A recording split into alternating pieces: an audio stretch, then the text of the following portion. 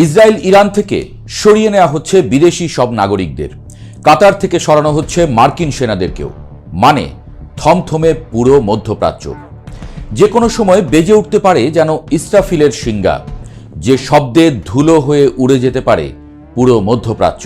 কিংবা ঘটনা যদি আরেকটু অন্যদিকে মোড় নেয়, তাহলে নিশ্চিত তৃতীয় বিশ্বযুদ্ধ।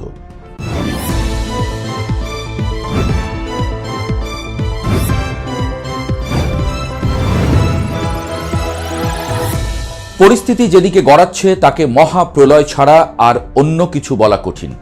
ইরান ও ইসরায়েলের মধ্যকার ছায়াযুদ্ধ বা প্রক্সি ওয়ার এখন আর ছায়ার আড়ালে নেই, মুখোশ খসে পড়েছে অনেক আগেই।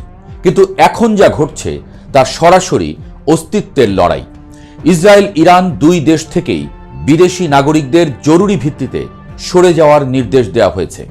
এর মানে পরিষ্কার, উভয় পক্ষই জানে আগামী কয়েক ঘন্টা বা কয়েক দিনের মধ্যে কি ঘটতে যাচ্ছে।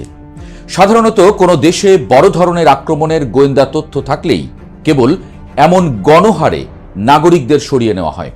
বিশেষত পশ্চিমা দেশগুলো যখন তাদের নাগরিকদের অবিলম্বে দেশ ত্যাগের নির্দেশ দেয়, তখন বুঝতে হবে ডিপ্লোম্যাটিক চ্যানেলের সব দরজা বন্ধ হয়ে গেছে। এখন কথা বলবে কেবল মিসাইল আর যুদ্ধ বিমান। সবচেয়ে বড় বিস্ময় হয়ে এসেছে কাতার থেকে মার্কিন সেনা প্রত্যাহারের বিষয়টি। কাতারের আল উদেইদ বিমান ঘাঁটি মধ্যপ্রাচ্যে আমেরিকার সামরিক উপস্থিতির হৃৎপিণ্ড। আফগানিস্তান, ইরাক থেকে শুরু করে সিরিয়া সব অপারেশনের মূল কেন্দ্র ছিল এই ঘাঁটি। হঠাৎ করে সেই ঘাঁটি খালি করার মানে কি? সমর বিশেষজ্ঞরা বলছেন, পেন্টাগন খুব ভালো করেই জানে ইরান যদি সর্বাত্মক আক্রমণ শুরু করে, তবে তাদের ব্যালিস্টিক মিসাইলের প্রথম টার্গেট হবে এই আল উদেইদ ঘাঁটি।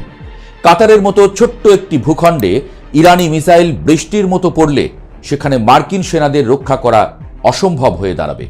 তাই কৌশলগত কারণেই হয়তো সেনাদের সরিয়ে নিরাপদ দূরত্বে, সম্ভবত সৌদি আরবের গভীর কোনো ঘাঁটিতে বা ভূমধ্য সাগরের ভাসমান রণতরীতে নেওয়া হচ্ছে। এতে গেল মার্কিন প্রস্তুতি। ইরানের প্রস্তুতিও কিন্তু কম নয়। বছরের পর বছর ধরে তারা মাটির নিচে মিসাইল সিটি গড়ে তুলেছে। তাদের হাতে এখন হাইপারসনিক ফাত্তা মিসাইল, যা ইসরায়েলের আয়রন ডোম বা ডেভিড স্লিং ভেদ করতে সক্ষম।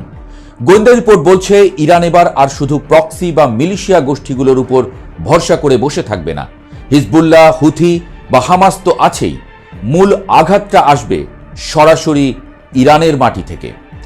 ইরানের সুপ্রিম লিডার আয়াতুল্লাহ খামেনির সাম্প্রতিক বক্তব্য এবং বডি ল্যাঙ্গুয়েজ বলে দিচ্ছে তারা স্ট্র্যাটেজিক পেশেন্স বা কৌশলগত ধৈর্যের নীতি থেকে সরে এসেছেন।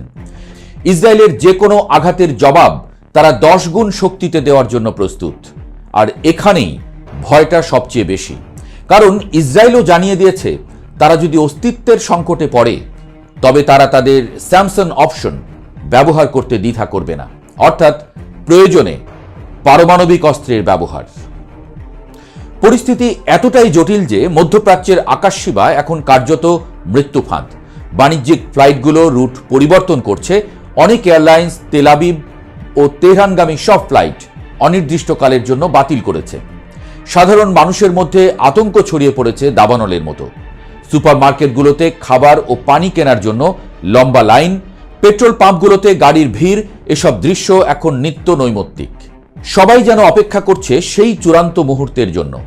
তবে এই যুদ্ধের আগুন কি শুধু মধ্যপ্রাচ্যেই সীমাবদ্ধ থাকবে? ইতিহাস বলে মধ্যপ্রাচ্যের আগুন কখনোই সীমানার কাঁটাতারে আটকে থাকে না। ইরান যদি হরমুজ প্রণালী বন্ধ করে দেয়, তবে বিশ্ব বাজারে তেলের দাম ব্যারেল প্রতি $200 ছাড়িয়ে যেতে পারে।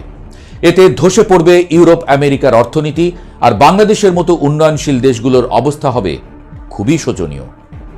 পরিস্থিতি যখন এমন, রাশিয়া এবং চীনও এই সমীকরণে নীরব দর্শক হয়ে বসে থাকবে না।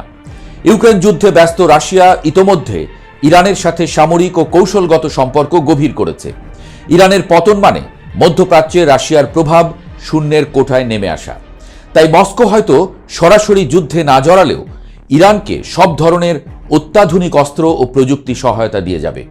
অন্যদিকে চীন তার জ্বালানি নিরাপত্তার স্বার্থে ইরানের পক্ষে কূটনৈতিক ঢাল হয়ে দাঁড়াবে। ফলে ইসরায়েল ও আমেরিকার বিরুদ্ধে ইরান, রাশিয়া ও চীনের এক অঘোষিত ঐক্য শক্তি গড়ে উঠছে। এটি সেই তৃতীয় বিশ্বযুদ্ধের প্রেক্ষাপট, জানিয়ে বিশ্লেষকরা বহুদিন ধরে সতর্ক করে আসছিলেন। ইসরায়েলের প্রধানমন্ত্রী এবং তার যুদ্ধকালীন মন্ত্রিসভা এখন তুমুল ব্যস্ত। অন্যদিকে ইরানের রিভলিউশনারি গার্ড কোরের কমান্ডাররা আঙ্গুল রেখে বসে আছেন ট্রিগারের উপরে। যে কোনো একটি ভুল পদক্ষেপ, একটি মিসাইল লক্ষ্যভ্রষ্ট হয়ে জনবসতিপূর্ণ এলাকায় আঘাত হানা, আর তাতেই বেজে উঠবে যুদ্ধের দামামা। মনে হচ্ছে পুরো অঞ্চলটি একটি টাইম বোমার উপর বসে আছে এবং কাউন্টডাউন শুরু হয়ে গেছে এরই মধ্যে। আমেরিকা কাতার থেকে সরে যাওয়ার মাধ্যমে এই সিগন্যাল দিচ্ছে যে তারা আর পরিস্থিতি নিয়ন্ত্রণে রাখার চেষ্টা করছে না, বরং তারা এখন অনিবার্য সংঘাতের জন্য পজিশন নিচ্ছে। ধর্মীয় দৃষ্টিকোণ থেকেও এই সময়ের ঘটনা প্রবাহকে অনেকে গভীরভাবে পর্যবেক্ষণ করছেন। মধ্যপ্রাচ্যের মানুষের মুখে মুখে এখন একটাই কথা, কেয়ামতের আলামত। হাদিস ও ধর্মীয় গ্রন্থে বর্ণিত শেষ জামানার যুদ্ধ বা মালহামার সাথে বর্তমান পরিস্থিতির অদ্ভুত মিল খুঁজে পাচ্ছেন অনেকে।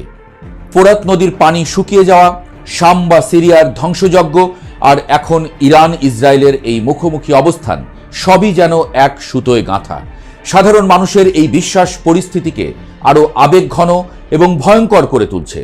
সৈন্যরা যখন ধর্মীয় বিশ্বাস নিয়ে যুদ্ধক্ষেত্রে নামে, তখন সেই যুদ্ধ আর কেবল ভূখণ্ডের দখলে সীমাবদ্ধ থাকে না, তা হয়ে ওঠে আদর্শিক এবং রক্তক্ষয়ী। সবচেয়ে শঙ্কার বিষয় হলো, এই যুদ্ধে কোনো পক্ষই হার মানতে রাজি নয়। ইসরায়েল মনে করে ইরানকে এখনই না থামালে তারা পারমাণবিক বোমা বানিয়ে ফেলবে, যা ইহুদি রাষ্ট্রের অস্তিত্ব মুছে দেবে। অন্যদিকে ইরান মনে করে ইসরায়েল এবং আমেরিকা মিলে মধ্যপ্রাচ্য থেকে ইসলামী প্রতিরোধ ব্যবস্থা ধ্বংস করতে চায়। এই ডু অর ডাই মানসিকতাই পরিস্থিতিকে খাদের কিনারে নিয়ে গেছে। কূটনৈতিক আলোচনার টেবিল এখন ধুলোমলিন, সেখানে বসার মতো কেউ নেই। জাতিসংঘ বা অন্যান্য আন্তর্জাতিক সংস্থাগুলো কেবল নিন্দা আর সতর্কবাণী দিয়েই দায় সারছে, কিন্তু বাঘে মহিষে লড়াই থামানোর ক্ষমতা তাদের কারণেই। এখন প্রশ্ন হলো, এই বারুদ ভর্তি ড্রামে প্রথম দেশলাইটা কে জ্বালাবে? ইসরায়েল কি আগে ভাগে ইরানের পারমাণবিক স্থাপনায় হামলা চালাবে, নাকি ইরান আগে ইসরায়েলের সামরিক ঘাঁটিগুলো গুঁড়িয়ে দেবে? যেটাই ঘটুক, ফলাফল হবে ভয়াবহ। মধ্যপ্রাচ্যের মানচিত্র হয়তো চিরতরে বদলে যাবে। হাজার হাজার মানুষের মৃত্যু, লক্ষ লক্ষ রিফিউজি আর ধ্বংসস্তূপে পরিণত হওয়া শহর, এই হলো আগামী দিনের সম্ভাব্য চিত্র। বিশ্ববাসী এখন রুদ্ধশ্বাসে তাকিয়ে আছে মধ্যপ্রাচ্যের দিকে। এক অজানা আতঙ্কে কাঁপছে পৃথিবী।